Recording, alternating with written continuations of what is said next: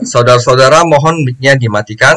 Kita akan mulai pembahasan firman Ester 4. Mari kita berdoa dulu. Tuhan Yesus, hanya ada satu yang kami minta, bahwa Engkau ada di dalam kami dan kami ada dalam firman-Mu. Karena firman-Mu adalah kehidupan. Dan hidup kekal adalah percaya akan Allah yang benar dan Yesus Kristus, yaitu Engkau Juru Selamat kami. Terima kasih kami telah dipilih oleh Engkau dan dikuduskan dalam Engkau melalui pembacaan firman-Mu. Oleh karena Tuhan, bukalah hati kami masing-masing sehingga Roh Kudus dapat mengajar kami lewat firman yang hamba beritakan. Hamba tidak bisa apa-apa, biarlah Roh Kudus yang menguasai hamba seluruhnya. Sehingga firman yang diucapkan hanya berasal dari Engkau. Lepaskanlah kami daripada yang jahat, jauhkanlah kami daripada percobaan, karena Engkaulah yang punya kuasa, kemuliaan, dan kerajaan sampai selama-lamanya. Amin. Shalom saudara, hari ini kita sudah sampai eksegesis Ester 4. Jadi saya ulang, Ester 1 itu tentang bagaimana Raja Persia Ahasiweros mengadakan pesta dan membuang Ratu Wasti. Dan Raja 2, Ester 2 adalah tentang penobatan Ratu Ester. Ester 3 adalah tentang Haman, di mana karena Mordekai tidak mau membungkuk, maka dia merencanakan pembunuhan seluruh ras bangsa Yahudi. Dan memaksa raja, bukan memaksa raja, lebih tepatnya merayu raja untuk mengeluarkan suatu undang-undang di mana pada suatu ketika seluruh ras Yahudi akan dibunuh. Oke, nah ini adalah kelanjutannya di Ester 4. Mari kita mulai. Saya beli judul, kalau terpaksa aku mati, biarlah aku mati. Mulai. Jadi setelah dekret itu telah tersebar ke seluruh wilayah kerajaan Persia, ya, saat itu ada sekitar 15 juta orang Yahudi yang tersebar di seluruh kekaisaran Persia, termasuk Israel, saudara. Israel masih dalam penguasaan orang Persia. Karena permusuhan Haman dan kebodohan raja, mereka semua sekarang ditetapkan untuk mati, kecuali mereka meninggalkan kerajaan. Tetapi jika mereka melakukan itu, kemana mereka akan pergi? Bahkan tanah Israel mereka sendiri pun tidak aman karena berada di bawah kekuasaan Raja Ahasiweros. Karena saat itu Persia memerintah dari India ke Ethiopia. Hanya ada sedikit tempat yang dapat diakses yang memungkinkan orang Yahudi melarikan diri. Jadi hampir kayak mereka nggak ada tempat lagi gitu. Jadi di kekaisaran Persia, respon terhadap keputusan Haman beragam.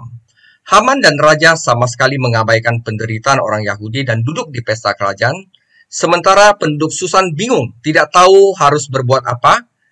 Terkurung di harem kerajaan, Ratu Ester tidak tahu apa-apa tentang bahaya yang dia dan rakyatnya hadapi.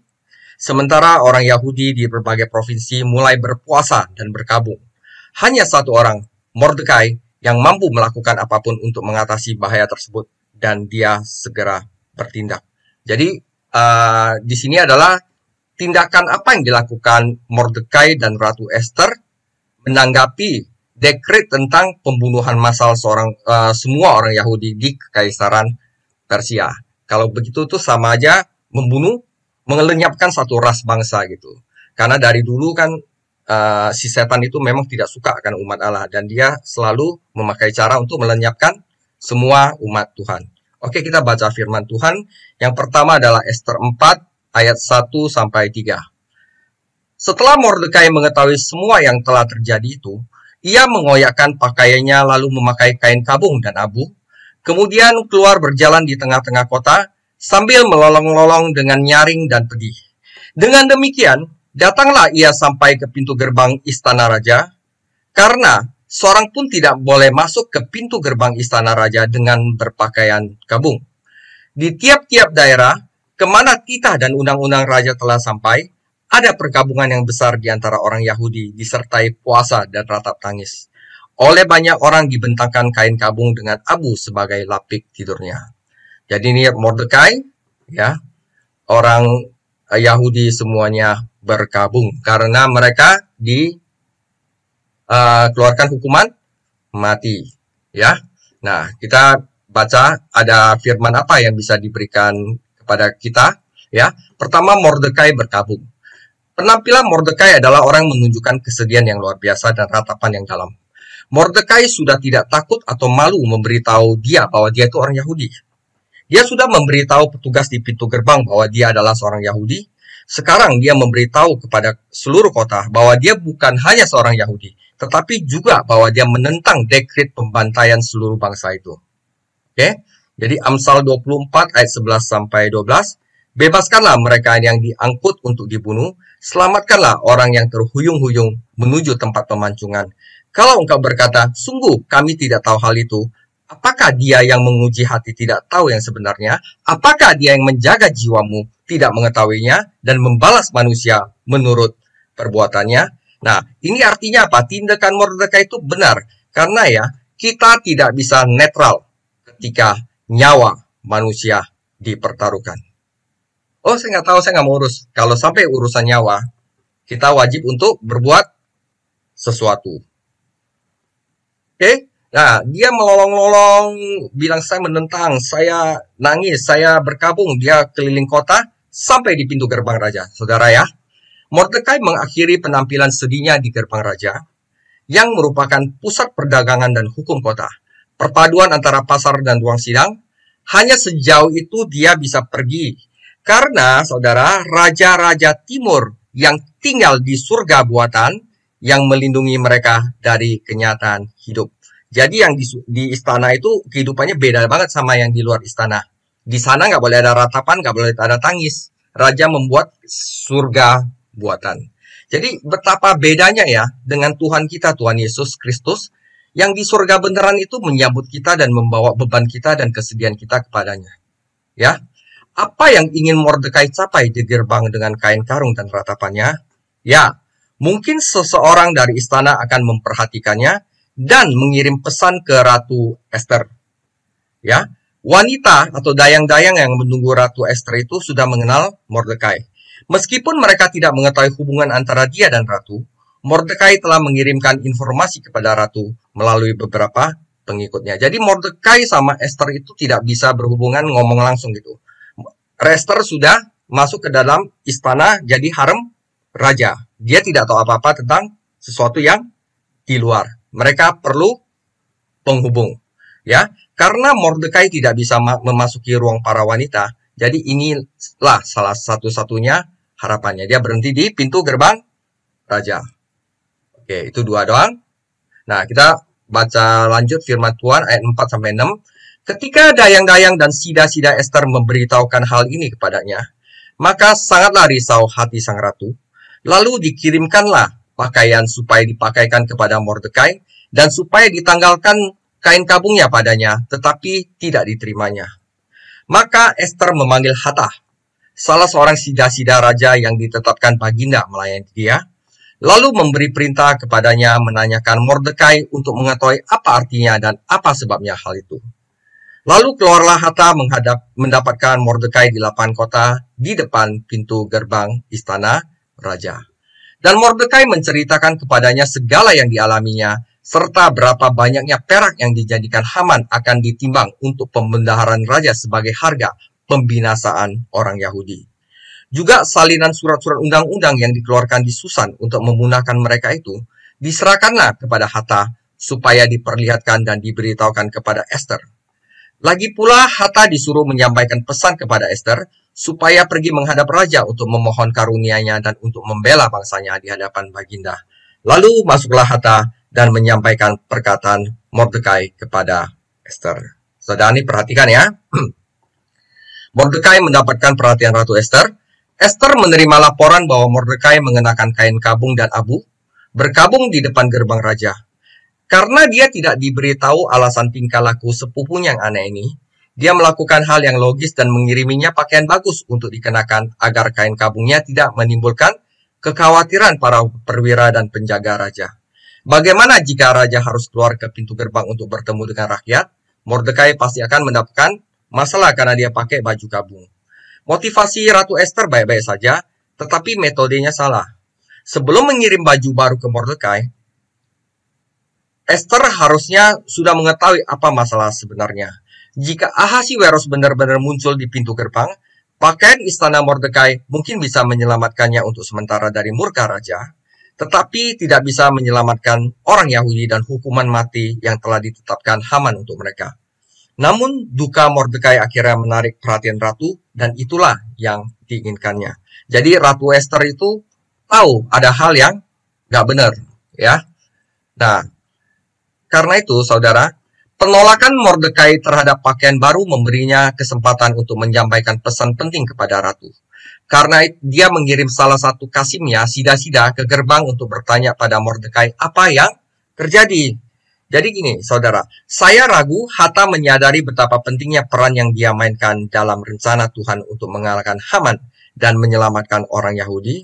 Saudara, seringkali dalam pekerjaan Tuhan, dia menggunakan orang-orang yang tidak dikenal untuk menyelesaikan tugas-tugas penting. Siapa nama anak laki-laki yang memberikan roti dan ikan kepada Yesus? Tidak tahu. Siapa orang yang menyelamatkan Paulus dengan mengangkatnya ke atas tembok Damaskus dalam keranjang? Siapa nama gadis pelayan kecil yang menyuruh Naaman pergi menemui Nabi?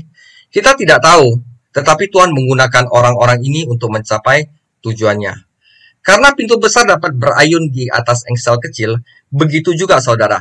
Kadang-kadang hal besar itu dapat diubah dengan tindakan kecil dan terkadang dengan orang yang sama sekali tidak berarti atau tidak dikenal.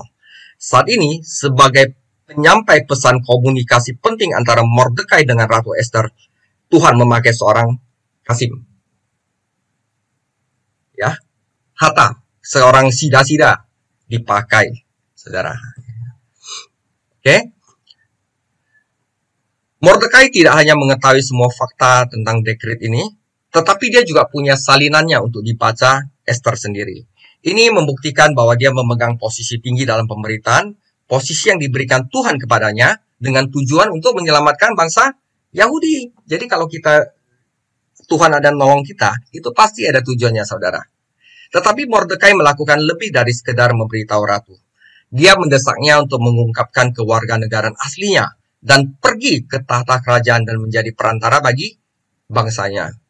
Ketika Mordekai menyuruh Hatta untuk memberitahu Ratu Esther untuk meminta belas kasihan untuk bangsanya, dia sebenarnya membocorkan faktanya bahwa Esther adalah seorang wanita Yahudi. Apakah itu mengejutkan Hatta? Kita tidak tahu. Atau mungkinkah dia sendiri seorang Yahudi? Kita tidak tahu. Dan itulah mengapa Mordekai mempercayakan rahasia ini kepadanya. Seperti Daniel dan ketiga temannya di Babilonia, orang Yahudi buangan di kekaisaran Persia. Seringkali, saudara, kecil-kecil itu udah dipaksa untuk melayani kerajaan dengan menjadi sida-sida. Jadi bisa aja Hatta itu adalah orang Yahudi, tetapi Alkitab tidak mengatakan. Yang pasti, dia dipakai Tuhan untuk menyelamatkan orang Yahudi. Jadi bagaimana tanggapan Ratu Esther tentang krisis ini? Oke. Kita lanjutkan. Esther 4 ayat 10 sampai 11, 2 ayat doang. Ya. Akan tetapi Esther menyuruh Hatta memberitahukan kepada Mordekai. Jadi kalian harus tahu bahwa mereka itu tidak bertemu dengan face to face ya, lewat sida-sida. Jadi mereka tidak bisa lihat reaksi muka satu sama lainnya ya. Kata Esther, semua pegawai raja serta penduduk daerah-daerah kerajaan mengetahui bahwa bagi setiap laki-laki atau perempuan yang menghadap raja di pelataran dalam dengan tiada dipanggil, hanya berlaku satu undang-undang, yakni hukuman mati. Hanya orang yang kepadanya raja mengulurkan tongkat emas yang akan tetap hidup. Dan aku selama 30 hari ini tidak pernah dipanggil oleh raja. Nah, oke? Ini maksud Esther gini. Nah, saudara, perlu diingat bahwa Mordekai tidak dapat berbicara langsung dengan Esther, tetapi harus mengirim pesannya melalui Hatta. Esther tidak memiliki cara untuk merasakan secara pribadi bagaimana perasaan Mordekai, dan Mordekai juga tidak dapat sepenuhnya memahami bagaimana Esther mengekspresikan dirinya. Jadi Hatta tentu memiliki tanggung jawab besar yang ditempatkan padanya sebagai penghubung komunikasi antara dua orang yang tertekan yang memegang di tangan mereka keselamatan bangsa Yahudi. Jadi di dalam ayat 10-11, Esther menjelaskan bahwa kalau pergi ke raja, kucuk-kucuk pergi ke raja, itu kalau misalnya raja tidak berkenan langsung hukuman mati. Kecuali dia memberikan tongkat emas. Dan dia sudah 30 hari nggak dipanggil, raja apa raja udah bosan sama dia atau apa kita tidak tahu. Tapi di sini jawaban Esther bukanlah penghindaran tetapi penjelasan. Dia mengingatkan Mordekai tentang apa yang sudah dia ketahui, bahwa tidak ada bahkan ratu yang dapat bergegas ke ruang tahta dan meminta pertemuan langsung dengan raja. Jika dia melakukannya, dia akan menyerahkan nyawanya ke tangannya. Raja Persia tidak hanya terlindung melihat kesedihan dan mendengar kabar buruk di luar istana, tetapi dia juga dilindungi dari gangguan yang mungkin mengganggu jadwalnya, mengganggu privasinya. Ya. Nah, di sini kita lihat karena mereka tidak itu, Mordekai itu salah menafsirkan pesan Esther. Tapi justru salah tafsir ini menjadikan suatu doktrin nanti yang ada Alkitab menjadi salah satu pembelajaran kita di dalam Esther 4 ini. Sekali lagi saya tidak berpikir bahwa ini alasan dari pihak Esther, melainkan permohonan agar Mordekai memberinya bimbingan. Dia tahu protokol istana, dia laki-laki, dan dia berhubungan dengan apa yang sedang terjadi. Sedangkan Esther diisolasi di harem dan tidak mampu merancang jenis strategi yang diperlukan untuk menyelesaikan masalah. Selain semua ini, dia sudah sebulan tidak bertemu dengan raja, dan mungkin saja dia tidak disukai. Ahasiweros tidak dapat diprediksi, dan Esther tidak ingin memperburuk keadaan. Jadi, saya mendapat kesan bahwa Mordekai salah menafsirkan pesan Esther. Baginya kedengarannya sepertinya dia berusaha untuk tidak melakukannya, menyembunyikan kewarganegaranya dan menghindari tanggung jawab untuk menghadap kepada raja. Seandainya Mordekai melihat dan mendengarnya secara face to face, secara langsung, dia mungkin penilaiannya beda, akan melihatnya secara berbeda. Kita baca ya bagaimana salah pahamnya Mordekai di ayat berikutnya. Oke, lihat ya. Ketika disampaikan perkataan Esther itu kepada Mordekai, maka Mordekai menyuruh menyampaikan jawab ini kepada Esther. Esther, jangan kira karena engkau di dalam istana raja, hanya engkau yang akan terluput dari antara semua orang Yahudi. Perhatikan ya, sebab sekalipun engkau pada saat ini berdiam diri saja, bagi orang Yahudi akan timbul juga pertolongan dan kelepasan dari pihak lain, dan engkau dengan kaum keluargamu akan binasa. Siapa tahu, mungkin justru untuk saat ini engkau beroleh kedudukan menjadi sebagai ratu. Oke, di sini ya saudara, ini menyampaikan 3 fakta penting. Ya, pertama, dia kasih tahu Esther bahwa dia mengatakan padanya bahwa menjadi penduduk istana bukanlah jaminan bahwa dia akan dibebaskan dari kematian. Dekret kerajaan jelas mengatakan semua orang Yahudi akan dibunuh. Dan Haman akan memastikan bahwa setiap orang Yahudi terakhir ditemukan dan dibunuh. Bahkan mereka yang ada di istana. Karena itu mungkin ada personel istana yang masih setia kepada Wasti dan akan senang melihat Ratu Esther disingkirkan. Oke, Mordekai ingatin Esther yang kedua bahwa Mordekai mengingatkan bahwa diamnya Esther tidak akan mencegah pembebasan datang dari sumber lain. Referensi di sini adalah pemeliharaan Tuhan. Jadi meskipun nama Tuhan di dalam kitab Esther tidak disebutkan, paling nggak Mordekai mengetahui perjanjian dari perjanjian Abraham, di mana Mordekai memiliki keyakinan bahwa orang Israel akan dilindungi dari pemusnahan. Namun dia memperingatkan bahwa jika pembebasan benar-benar datang, beberapa orang Yahudi mungkin masih terbunuh dan Esther mungkin ada di antara mereka. Oke, saudara, kita belajar ya. Satu adalah keengganan melakukan yang baik adalah dosa. Mengapa Mordekai berkata bahwa akan ada yang mengirimkan bantuan dan pembebasan kepada orang-orang Yahudi tetapi membiarkan Esther dan kerabatnya dibunuh? Mungkin Mordekai melihat ini sebagai hukuman atas keengganannya menjadi perantara bagi rakyat. Mengetahui melakukan yang baik dan tidak melakukannya adalah dosa. Yakobus 4 ayat 17. Jadi, jika seorang tahu bagaimana ia harus berbuat baik, tetapi ia tidak melakukannya, ia berdosa. Oleh karena itu, walaupun mengira akan melindungi dirinya dengan diam di istana, Esther justru menempatkan dirinya dalam bahaya yang lebih besar. Haman dan kroni-kroninya tidak akan kesulitan menemukan Esther di istana dan mengambil nyawanya. Jadi, pertama adalah menjadi penduduk istana bukan jaminan dibebaskan dari kematian. Kedua, bahwa kalau Esther diem pun ada orang lain akan bantu, tetapi Esther sendiri akan dibunuh. Dan yang ketiga adalah keberadaannya di istana bukanlah suatu kebetulan, karena dia telah menjadi ratu pada saat ini. Dia tidak mengatakan bahwa Tuhan telah menempatkannya di sana, tetapi kira-kira itulah isi pernyataannya. Jadi dengan kata lain, Esther bisa ditunjuk Tuhan sebagai ratu, pasti ada maksud dan tujuan Tuhan. Tuhan tidak bekerja itu tanpa maksud dan tujuan. Jadi jika Esther meluangkan waktu untuk meninjau hidupnya, dia tidak bisa tidak melihat bahwa ada pimpinan ilahi di sepanjang jalan. Seperti yang kita rasakan sekarang. Sekarang jika Tuhan membawanya ke tahta, maka pasti Tuhan memiliki tujuan dalam pemikirannya. Dan tujuan itu sekarang menjadi jelas. Dia ada di sana untuk menjadi perantara bagi bangsanya. Pernyataan Yusuf kepada saudara-saudaranya muncul di benak-benaknya. Kejadian 50 ayat 20. Memang kamu telah mereka-rekakan yang jahat terhadap aku, tetapi Allah telah mereka-rekakan untuk kebaikan, dengan maksud melakukan seperti yang terjadi sekarang ini, yakni memelihara hidup suatu bangsa yang besar. Jadi saat itu Yusuf juga diizinkan untuk menjadi budak. Ternyata Allah ada tujuannya, memakai dia untuk memelihara suatu bangsa yang besar. Dalam masalah ini, Esther diberikan suatu kesempatan untuk menjadi ratu.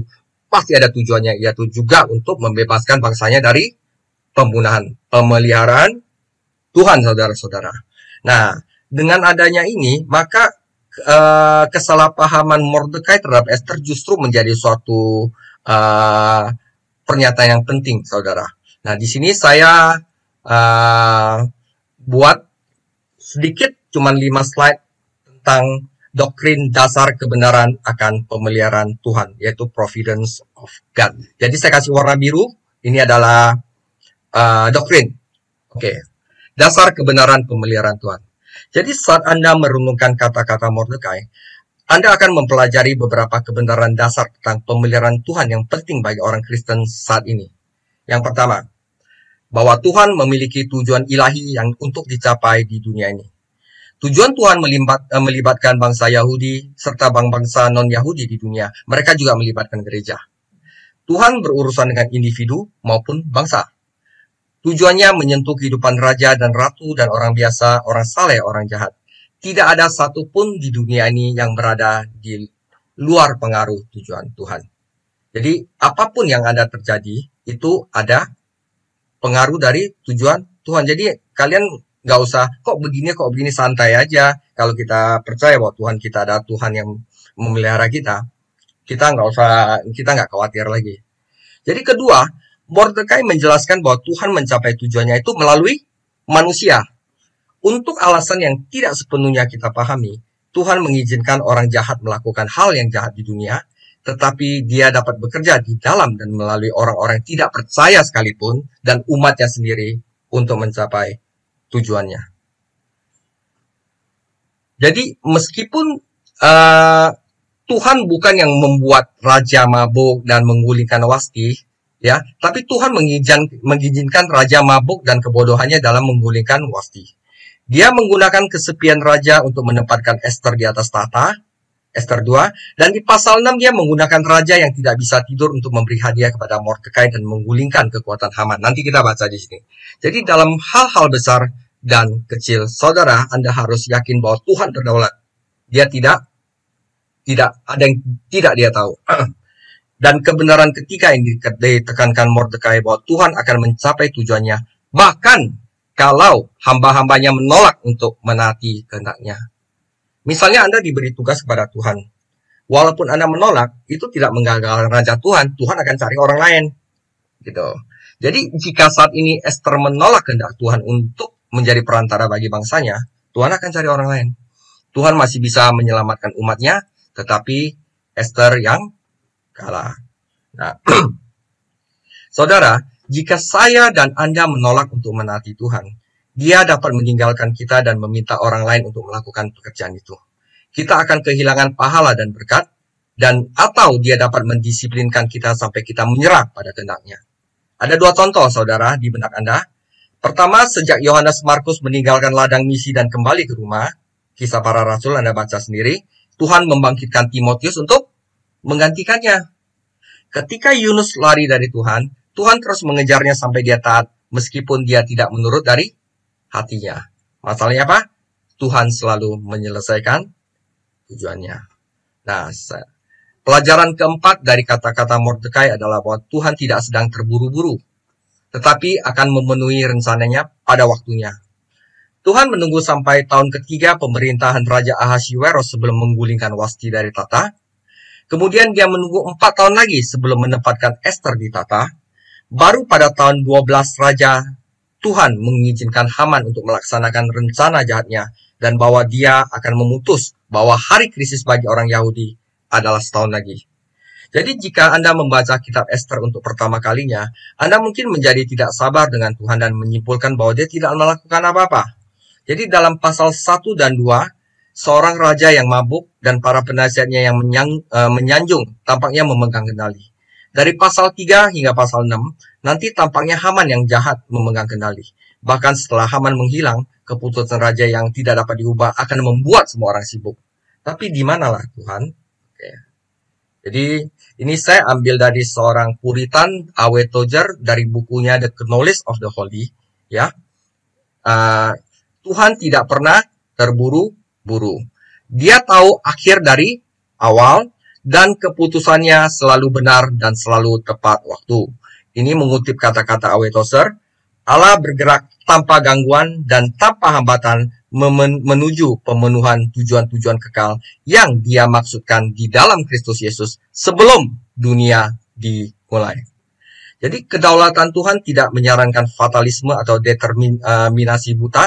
Yang keduanya akan membuat kehidupan seperti menjadi penjara. Kita nggak ada kebebasan, bukan seperti itu Tuhan, saudara.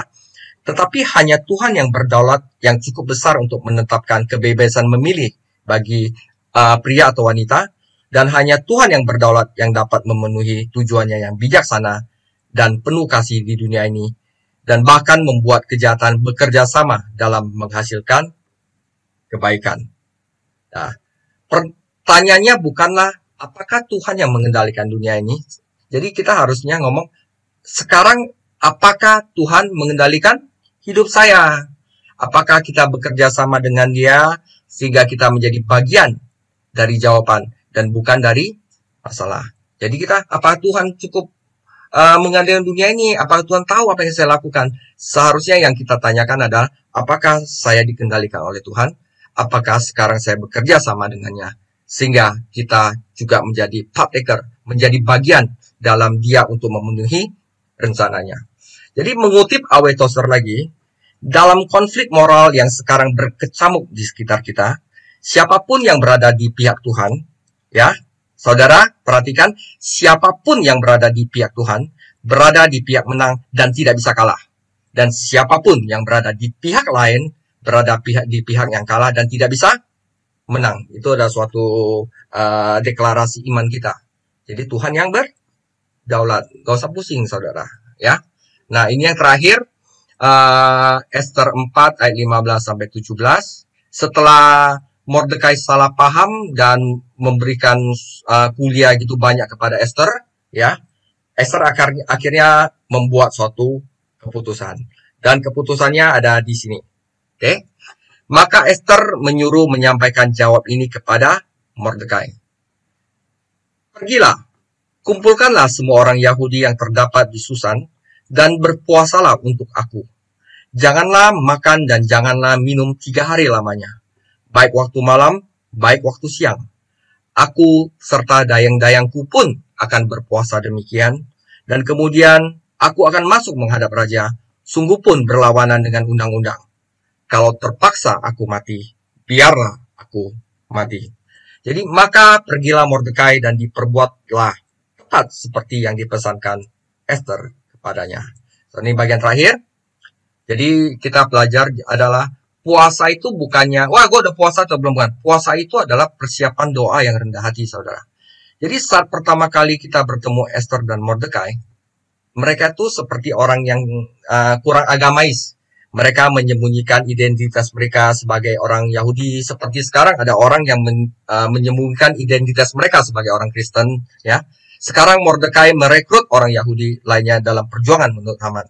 Ester memerintahkan para wanita yang sedang menunggu untuk berpartisipasi dalam puasa. Jadi, meskipun nama Tuhan tidak disebutkan dalam teks, tindakan penghinaan ini jelas ditujukan kepada Tuhan. Puasa dan doa sering ditemukan bersama dalam kitab suci, karena puasa adalah persiapan untuk doa yang terkonsentrasi dan rendah hati. Jadi kalau Anda puasa itu hanya ritual aja, itu nggak ada gunanya, saudara. Ya, puasa sendiri bukanlah jaminan bahwa Allah akan memberkati, karena puasa harus disertai dengan kerendahan hati dan kehancuran hati yang tulus, ya, di hadapan Tuhan. Ayatnya saya sudah tulis semua, baca sendiri. Jadi jika puasa hanya ritual keagamaan formal, itu tidak akan mencapai tujuan spiritual. Ya. Nah, apa artinya Esther berkata, kalau terpaksa aku mati, biarlah aku mati. Apa dia pasrah aja? Gue gak ada jalan keluar dah. Ya, udah disekak sama Mordekai ngomong begitu ya, aku bicara itu aja. Saya rasa bukan begitu, saudara. Jadi karena orang Yahudi di seluruh kaisaran sudah berpuasa, menangis, dan beratap yang kita baca yang pertama. Jadi tidaklah sulit bagi Mordekai untuk menyatukan orang-orang Yahudi di Susan untuk berdoa bagi Esther saat dia bersiap untuk bersyafaat di hadapan raja. Ini adalah masalah hidup dan mati bagi dia dan bangsanya, dan Tuhan menggunakan krisis yang diciptakan Haman untuk membawa kebangunan rohani bagi umatnya yang tersebar di antara orang bukan Yahudi. Seringkali umat Allah harus mengalami masalah sebelum mereka merendahkan diri dan berseru kepadanya. Pernyataan Esther, kalau terpaksa aku mati, biarlah aku mati, adalah menggemakan penyerahan dan keyakinan atas kedaulatan Tuhan, dan dia mengikuti rencana Tuhan yang sama seperti diungkapkan Paulus kepada penatua di Efesus. Kisah Para Rasul 20 ayat 4, tetapi aku tidak menghiraukan nyawaku sedikit pun, asal saja aku dapat mencapai garis akhir dan menyelesaikan pelayanan yang ditugaskan oleh Tuhan Yesus kepadaku untuk memberi kesaksian tentang Injil kasih karunia Allah. Untuk penutup, saudara, jadi kalau kita lihat dari sudut pandang manusia, Esther itu ada di pihak yang sepertinya sangat kalah. Semua bertentangan dengan Esther dan keberhasilan misinya. Pertama, hukum menentangnya karena tidak ada yang diizinkan mengganggu ratu. Kedua, pemerintah menentangnya karena dalam dekret disebutkan dia akan dibunuh. Ketiga, jenis kelaminnya bertentangan dengannya karena sikap raja terhadap wanita. Para pejabat istana pun menentangnya karena mereka hanya melakukan hal-hal yang membuat dirinya terpesona dengan Haman. Dan di satu sisi bahkan puasa bisa melawannya. Jadi dia mau ke raja, tapi dia puasa dulu 3 hari. Pada saat itu dia pasti pucat, saudara. Dia berani ambil resiko itu. Jadi menjalani 3 hari tanpa makan dan minum belum tentu akan memperbaiki penampilan dan kekuatan fisiknya. Tetapi saya akan kutip di penutup ini, Roma 8 ayat 31. Tetapi jika Tuhan di pihak kita, siapa yang bisa melawan kita? Jawaban dari iman adalah tidak ada, tidak ada, saudara. Oke, jadi inilah firman tentang Esther 4, di mana Esther dan Mordekai merespon tentang dekret yang dikeluarkan oleh Haman. Dan di sini juga kita sekaligus belajar tentang doktrin pemeliharaan akan Tuhan. Demikian sharing saya. Tuhan Yesus memberkati.